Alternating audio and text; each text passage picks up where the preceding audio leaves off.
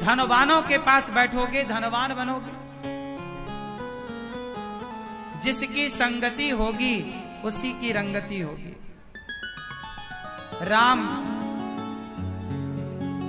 अब रावण विचार कर रहा है, मैया बैठो मेरी मां, चुप्पी चाप बैठे रहो, चुप्पी चाप।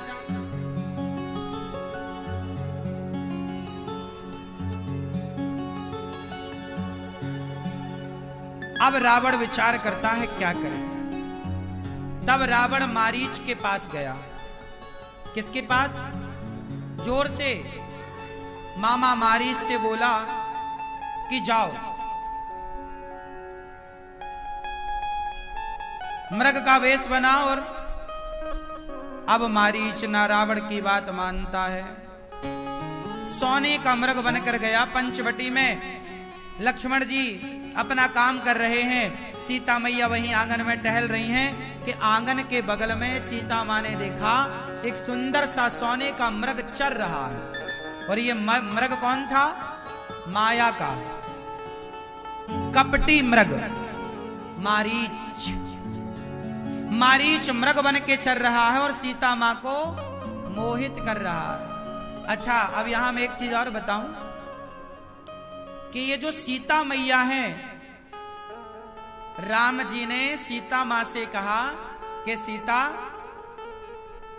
अब मैं कुछ लीला करने जा रहा हूं, तो तुम एक काम करो, तुम अग्नि में वास करो, अग्नि में वास करो, मैं कुछ लीला कर लूं। तो सीता मैया कहां वास करने लग गई? जोर से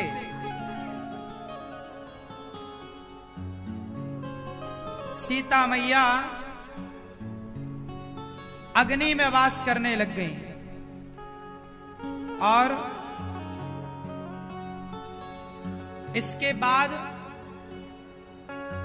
जो असली सीता है वो अग्नि में वास कर रही हैं, और जो वेदवती है, कौन? वेदवती नाम की स्त्री उस समय वह सीता माता का अभिनय कर रही है। उस समय सीता मां के रूप में कौन है? वेदवती, जिन्हें कहा जाता है छाया सीता। क्या कहा जाता है?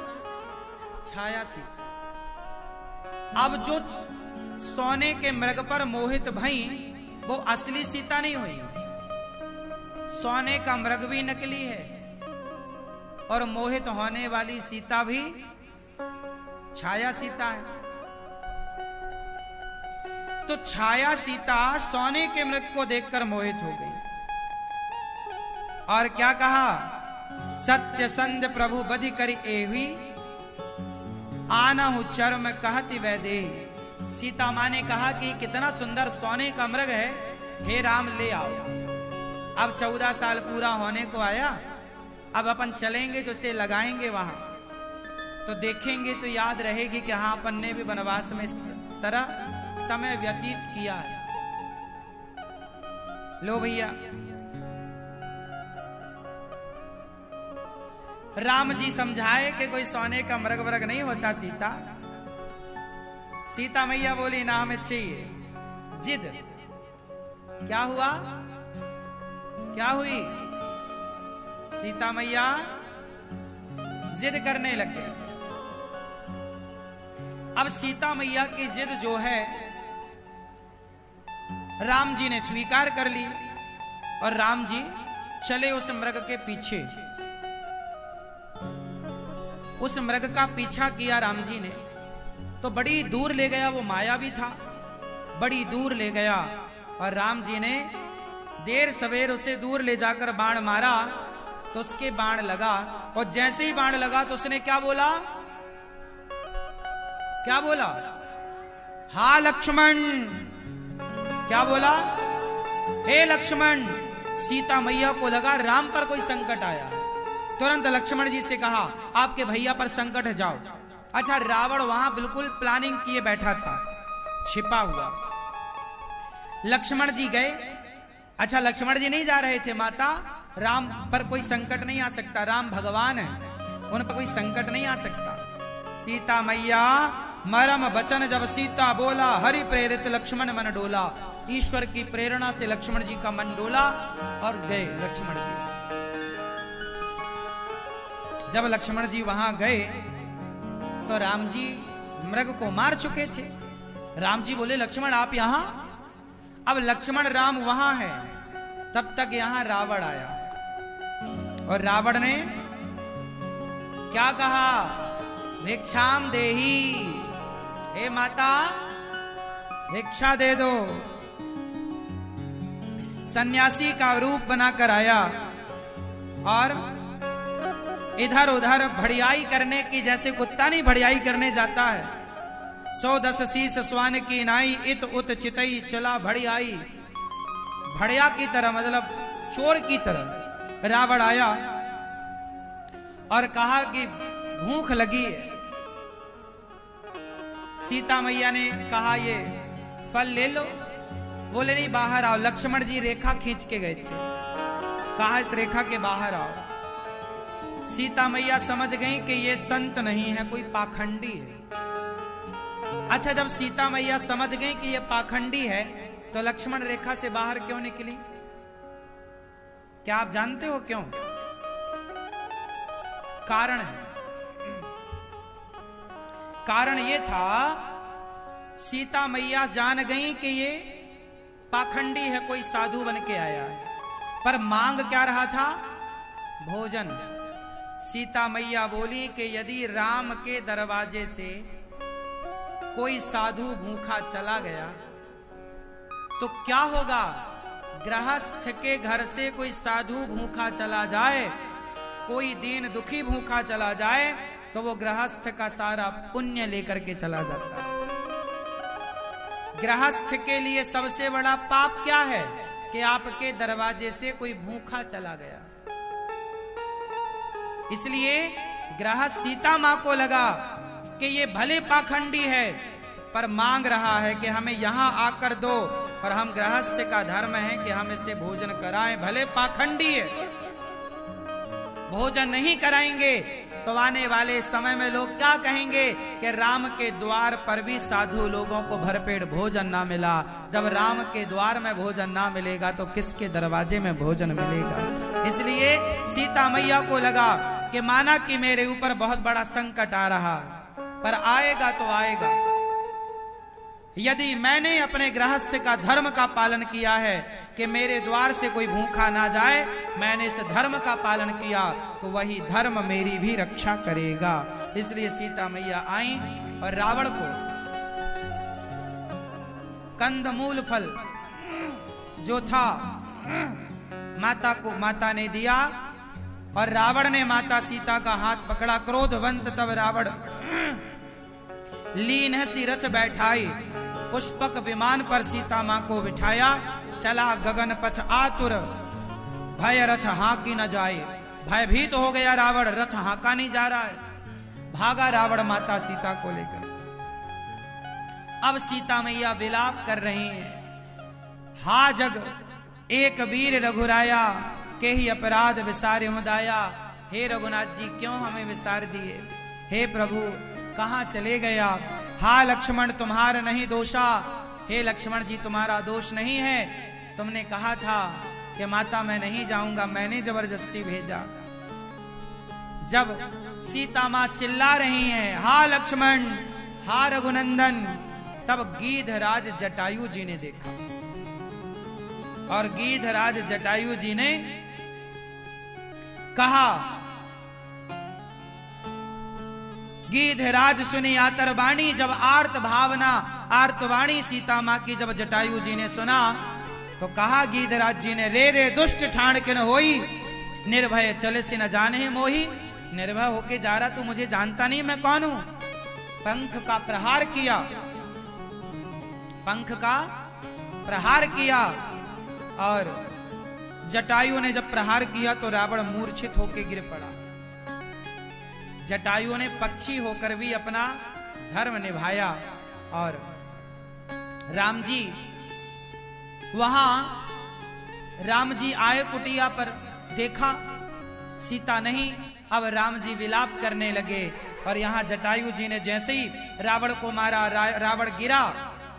लोगों ने कहा जटायु जी आप लेके भाग क्यों नहीं जाते सीता को, रावण मूर्छित है। बोले यदि राम के सोने में रावण सीता को लेके भागा और इसके सोने में मैं सीता मां को लेकर भाग जाऊं तो इसमें और मुझ में अंतर क्या रहेगा। जटायु पक्षी हैं, पर पक्षी होकर भी वो अपने बहादुरी से काम कर रहे हैं। रावण को होश आया, जटायु के पंख काट दिए, सीता मां को लेके चला। जब सीता मां को लेकर चला, जटायु के पंख कट गए, रावण लेकर गया। सीता मां ने रास्ते भर अपने वस्त्र आभूषण फेंकती रही, रास्ते रास्ते रावण ले गया। लंका में पुष्प वाटिका उस अशोक वृक्ष के नीचे सीता मां को स्थान दिया। और यहां जटायु पंख कट जाने से राम राम कह रहे हैं। अब राम जी वापस आए तो सीता का पता नहीं। हाँ हे खग मृग हे मधुकर श्रेणी, तुम देखी सीता मृग नयनी। बड़े प्रेम से राम अब पूछ रहे हैं, हे खग मृग हे पशु पक्षी, क्या मेरी सीता को आपने देखा है। देखिए राम जी कितना प्रेम करते हैं माता सीता से। सबसे पूछ रहे हैं क्या तुमने मेरी सीता देखी, क्या तुमने मेरी सीता देखी। हे पशु हे पक्षी, राम का ये सुंदर सा चरित्र, सुंदर सी लीला सबको मोहित कर लेती है कि ये कैसे भगवान है। इसी दृश्य को देखकर माता सती मोहित हो गई, ये कैसे भगवान है। अब जैसे ही राम जी पशु पक्षियों से सीता मां का पता पूछते आगे बढ़े तो जटायु आवाज लगा रहे हैं, राम राम राम। जैसे ही जटायु का नाम, जटायु के मुंह से राम नाम सुना, राम जी आए। जटायु आपको क्या हुआ, पंख कटे जटायु के। राम कहा तनु नाथ दशा। राम जी ने कहा ये गति कैसे हुई, पंख कैसे कटे आपके। नाथ दशानन यह गति कीनी। हे प्रभु मैं माता जानकी को बचा ना सका, रावण ने मेरे पंख काट दिए और सीता मां को दक्षिण दिशा की ओर लेकर रावण गया है। ले दक्षिण दिशी गयाऊं गोसाई, बेलपति अति कुररी की नाई। सीता मां बहुत रो रही थी, बहुत कष्ट पा रही थी। राम जी ने कहा जटायु जी, राम कहा तनु राखहु ताता, मुख मुस्काई कही ते ही बाता। राम जी ने कहा जटायु आप कहो तो मैं आपका शरीर अमर कर दूं। अमर अमर राम जी क्या नहीं कर सकते थे, अमर कर दूं आपको ना। जाकर नाम मरत मुख आवा, अधमऊ मुकुत हो ये श्रुति गावा। आपका नाम मरते समय किसी के मुख में आ जाए तो उसकी मुक्ति हो जाती है, और आप सामने खड़े हैं। अब मैं जी कर क्या करूंगा प्रभु, अब तो मुझे मुक्त कीजिए। जटायु, अच्छा ये बताओ, जटायु पक्षी हैं, सीता मां के लिए उन्होंने क्या किया, पंख फैलाए। यहां जटायु जी के प्रसंग में एक बात लिखी, राम जी ने जटायु के पंखों के धूल को अपने केसों से, जटाओं से साफ किया और कहा जटायु जी कुछ मांग लो। अविरल भगति मांग वर गीध गयऊं हरिधाम, तेहि की क्रिया यथोचित निज कर कीन्ही राम। राम जी ने जटायु का अंतिम संस्कार किया और जटायु परम धाम को गए। जटायु एक पक्षी है, लेकिन पक्षी होकर भी जटायु ने, देखो माता सीता की रक्षा ना कर पाए पर करने का प्रयास तो किया। इसलिए अच्छा काम कर पाओ या ना कर पाओ, पर अच्छे काम करने का प्रयास जरूर करना चाहिए। वो लोग अच्छे नहीं हैं जो प्रयास भी नहीं करते, वो बहुत अच्छे हैं। माना कि हम असफल हो गए पर प्रयास तो किया। जटायु ने उन लोगों से अच्छा काम किया जो सीता मां की आर्त भावना, आर्त करुणा पुकार सुनते बैठे रहे, एक बार भी खड़े ना भये। इसलिए परहित बस जिनके मन माही, परहित बस जिनके मन माही, तिन कहूं जग दुर्लभ कछु नाही। एक बात बताओ, जटायु पक्षी थे, राम मिले कि नहीं? हाँ या ना? जटायु का अंतिम संस्कार राम जी ने पिता की तरह किया, जैसे वो अपने पिता का करते हैं। क्यों? एक पक्षी से इतना लगाव कैसे है राम जी का?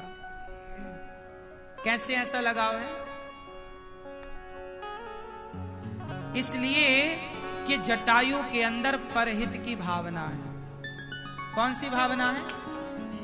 बोलो, कौन सी भावना? परहित, परहित की भावना है। और जिसके अंदर परहित की भावना होती है ना मेरी मां, उसे भगवान के पास नहीं जाना पड़ता, भगवान खुद चल करके उसके पास आते हैं। जब जटायु के पंख गिर गए, कट गए, तो लोगों ने कहा कि अब कैसे जाओगे राम के पास? जटायु ने कहा, जब पंख थे तो मेरी जिम्मेदारी थी जटायु के पास जाने की, अब पंख नहीं है, अब जिम्मेदारी राम की है मेरे पास आने की। परहित की भावना ना छोड़िएगा। इस भरे संसार में यदि भगवान कभी मिलेंगे ना, तो किससे मिलेंगे? जो माला जप रहा है उसे, जो मंदिर जा रहा है उसे, जो यज्ञ कर रहा है उसे, जो जंगल में बैठा तप कर रहा है उसे, या जो किसी भूखे को भोजन करा रहा है उसे। इस कलिकाल में यदि कभी भगवान मिलेंगे तो माला जपने वाले को बाद में, किसी भूखे को भोजन देने वाला और किसी प्यासे को पानी देने वाले को पहले भगवान मिलेंगे। इसलिए कहता हूं कि परोपकार परहित की भावना जरूर लेकर आइए अपने भीतर। परोपकार खूब कीजिए, जी भर के कीजिए। जटायु को आज दुनिया इसलिए जानती है कि उन्होंने माता सीता की रक्षा के लिए अपने पंख बढ़ाए। मैं प्रणाम करता हूं उन लोगों को जो गौरी गोपाल आश्रम में वृद्ध माताओं के रहने के लिए, आज देखो ना, हमारी मैया श्रीमती रानी देवी स्वर्गीय घनश्याम दास जी जौनपुर उत्तर प्रदेश से हैं, और इन्होंने गौरी गोपाल आश्रम में जो वृद्ध माओं के लिए वृद्धाश्रम बन रहा है, जहां माओं को रहने के लिए, खाने के लिए, खाना पीना रहना सारी व्यवस्थाएं रहेंगी, उन वृद्ध माओं के लिए इन्होंने एक कमरा बनवाकर वृद्ध माओं को समर्पित किया। ये क्या है? ये परहित की क्या है? भावना। ऐसी भावना सबके पास कहां है? सब तो अपना अपना देख रहे हैं, और देखो, लेकिन जब आपका अपना होने के बाद 2 पैसे ईश्वर दे रखे हो जरूरत से ज्यादा, तो परोपकार की तरफ बढ़ाना। यहां पर करोड़ों बना के जाओ, करोड़ों जोड़ के जाओ, ये काम ना आएगा। ये यहां काम आ रहा है, लेकिन जो आप किसी की मदद करते हैं। गौरी गोपाल वृद्धाश्रम में हजारों संत आते हैं। गौरी गोपाल आश्रम में अन्न क्षेत्र चलता है, हजारों संत आते हैं, पेट भर भोजन करते हैं, बड़ी ठंडक मिल। आज एकादशी है ना, आज हजारों संतों ने रोज की तरह प्रसाद पा करके और कृतार्थ किया। बहुत अच्छा लगता है कि चलो ये शरीर काम आ रहा है। ये देखो, ये सब संत हैं, भजन करने वाले साधु हैं, इनके भजन में हम रोटी देकर सहयोगी बने तो क्या बुराई है? आप भी इन संतों को अपनी तरफ से अन्नदान कर सकते हैं। आप भी ये भावना बनाओ कि हमारी तरफ से भी एक दिन संतों को हम भोजन बंटवाएंगे। आज एकादशी है, मन में संकल्प ले लो कि कल का प्रसाद हमारी तरफ से। बेटे का जन्मदिन आए, बेटी का जन्मदिन आए, आप भी अन्नदान करो, जी भर के प्रसाद बंटवाओ संतों को।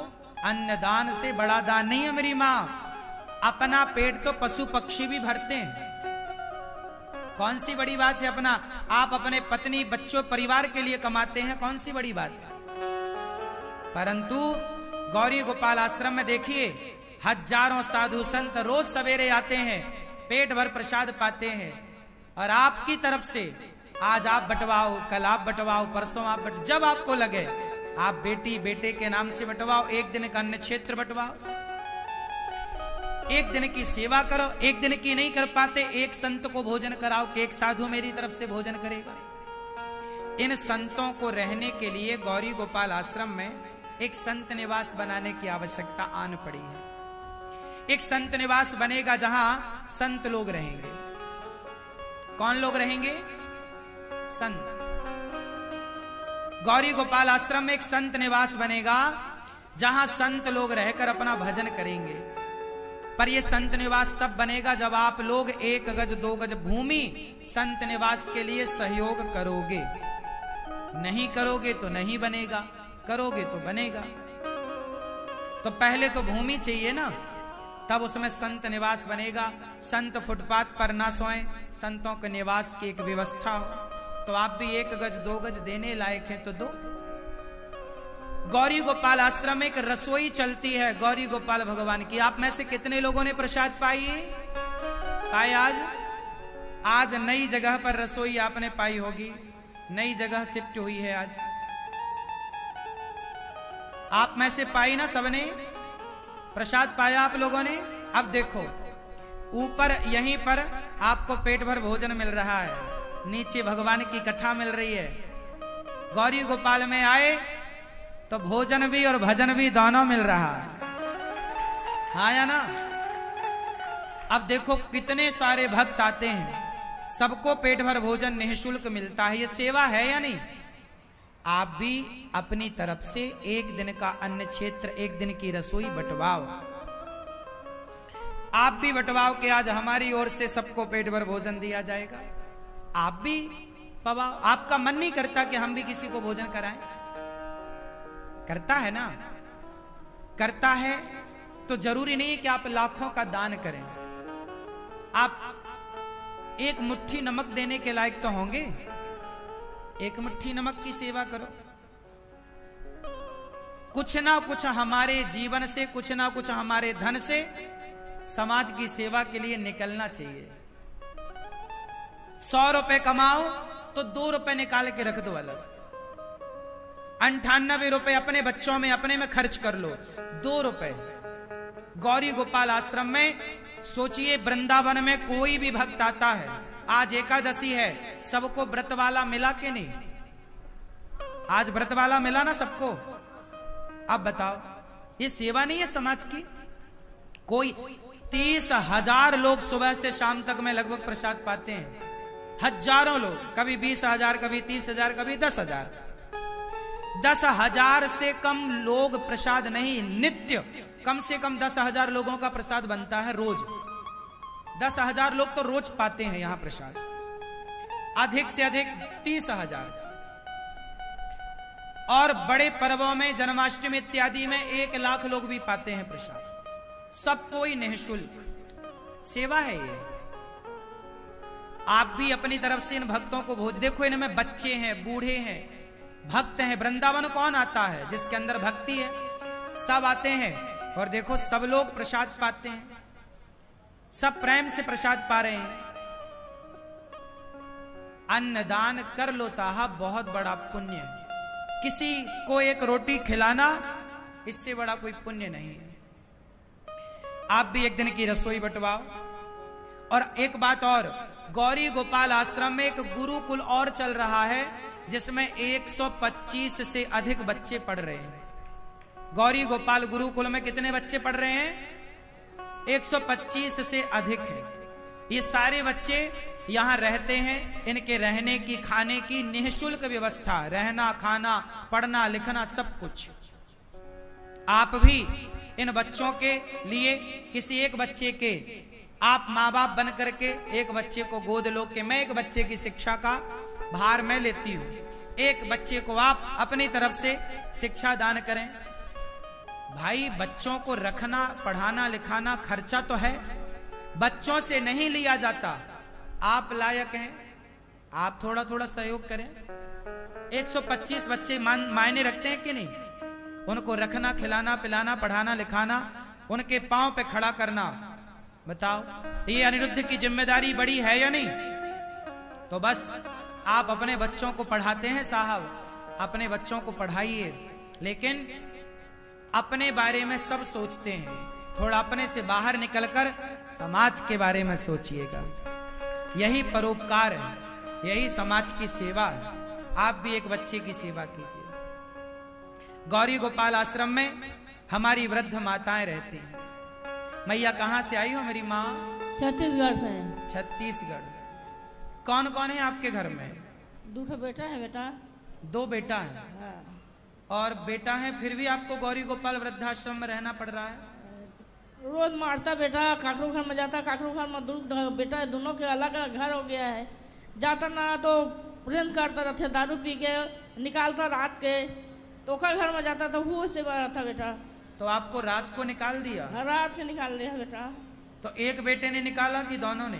दोनों। वो घर जाता तो निकालता, तो घर गया वो निकाल दिया। माँ के 2 बेटे हैं, छत्तीसगढ़ से माँ है। एक बेटे के पास गई तो उसने निकाल दिया, दूसरे के पास गई उसने निकाल दिया। जब अपनी औलाद माँ को घर से निकालेगी तो इन माँओं की सेवा करेगा कौन? इसलिए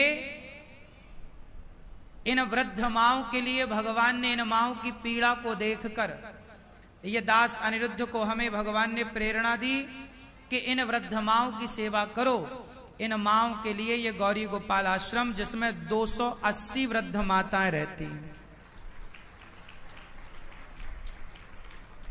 280 माताओं को रहना, खाना, चाय, नाश्ता, दवाई, और जो माताएं बिस्तर पर पड़ी हैं, जिनसे उठना बैठना नहीं आता, उनके लिए एक अलग महिला है जो उनको नहलाती धुलाती, डायपर पहनाना, मतलब सब कुछ।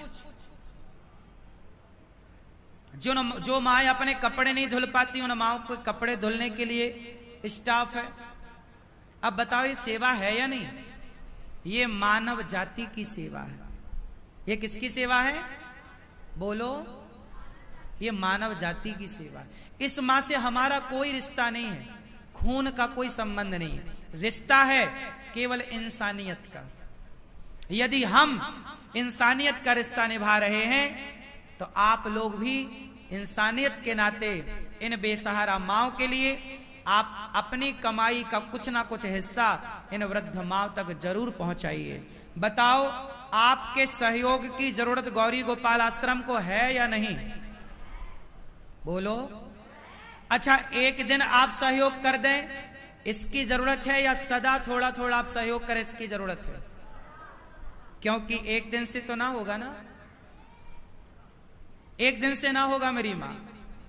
आप थोड़ा थोड़ा इन वृद्ध, देखो माओ को रोटी तो रोज लगेगी ना, दवाई रोज लगेगी, दूध रोज लगेगा, व्यवस्थाएं रोज लगेंगी कि नहीं? हाँ या ना?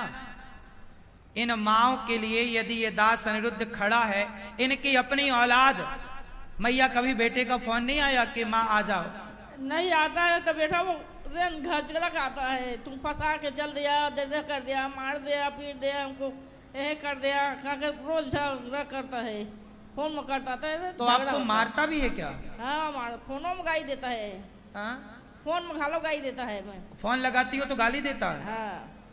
और आप जब थी तो मारा भी था क्या उसने? हाँ, घर में मारा था बेटा। घर में मारता है। देखो, जब माँ को अपनी औलाद मारेगी तो कहाँ जाएंगी ये माँ? इन वृद्ध माओं को यहाँ रखा जाता है। आप भी इन माओं को भोजन कराइए कि आज हमारी ओर से 280 माएं भोजन करेंगी, दूध पिएंगी, नाश्ता। आप क्यों नहीं इन माओं की सेवा से जुड़ते? जो जुड़ते हैं मैं उनको बारंबार प्रणाम करता हूं। भगवान से मैं दिन रात यही प्रार्थना करता हूं कि हे प्रभु, सोचिए मैं प्रार्थना रोज करता हूं आप सबके लिए कि हे भगवान, जितने लोग इन वृद्ध माओं के लिए, गौरी गोपाल की सेवाओं के लिए जो 1 रुपया भी देता है, हे विधाता उसको 1 रुपए के बदले लाखों आप दीजिएगा। क्योंकि आप सबके एक एक रुपए से यहाँ इतनी बड़ी बड़ी सेवाएं चल रही हैं। इन माओं को रहने के लिए एक बड़ा आश्रम ये बन रहा है जिसमें 1000 वृद्ध माएं रहेंगी। एक आश्रम और ये गौरी गोपाल आश्रम बन रहा है। इस आश्रम के निर्माण में आप सबका सहयोग चाहिए। एक ईंट से लेकर 1 बोरी सीमेंट, 10 बोरी सीमेंट, 100 बोरी सीमेंट का सहयोग, 100 ईंट का सहयोग, या एक कमरा बनवा कर माओं को 2 कमरे की छत डलवाओ। एक माँ को आप गोद लो। आश्रम के निर्माण में खिड़की, दरवाजा, चौखट, कोई भी आप सामान दे सकते हैं, किसी भी चीज का सहयोग कर सकते हैं। ये जो आश्रम है ना, अच्छा बताओ ये आश्रम में क्या क्या हो रहा है? कथा हो रही है, ऊपर रसोई आज शिफ्ट हो गई ना, रसोई आपने पाया, जहां भोजन किया अच्छी व्यवस्था लगी आपको और बेहतर बनेगी अभी। बताओ ये सारी व्यवस्थाएं हम किसके लिए बना रहे हैं? बोलो बोलो, समाज के लिए। आप आए गौरी गोपाल तो आपको अच्छा भोजन मिले, अच्छी बैठक व्यवस्था मिले। ये किसके लिए है? ये माएं यहां रहती हैं, इनको अच्छा रहने को मिले, अच्छा खाने को मिले, किसके लिए? समाज की इससे बड़ी सेवा क्या होगी? आओ गौरी गोपाल की सेवाओं को अपनी आंखों से देखो और लगे कि आपका बेटा अनिरुद्धाचार्य सेवा कर रहा है तो आप भी किसी माँ का सहारा जरूर बनिएगा। किसी बच्चे की शिक्षा में सहयोग कीजिएगा, एक दिन का अन्नदान कीजिएगा, अन्न क्षेत्र बटाइए। मैया आप यहीं रहिएगा, ये दास अनिरुद्ध आपका बेटा बनकर आपकी सेवा करेगा, तीसरा बेटा बनकर आपकी सेवा। आइए, कुछ भक्तों ने, आप में से दानवीर महापुरुषों ने इन बेसहारा माओं का सहारा बनकर सेवा से अपने आप को जोड़ा है। भगवान से प्रार्थना करें कि आप सब जितनों ने दान दिया है, यहाँ की सेवाओं से अपने आप को जोड़ा है, ईश्वर ने जितना दिया विधाता आपको उसका कई गुना करके लौटाएं। श्री राधे। बड़ी सुंदर पावन कथा पूज्य महाराज जी ने सुनाई। एक बार जोरदार तालियां पूज्य सतगुरुदेव भगवान के लिए। बड़ी सुंदर प्यारी कथा के साथ में सेवाओं के बारे में बताया और ऐसी माओं की सेवा हम लोग कर रहे हैं। आपने अभी माँ से ही सुना, बड़ी सुंदर पावन सेवा हो रही है। जिन माओं को अपनों के द्वारा सताया ठुकराया जाता है, ऐसी माओं की सेवा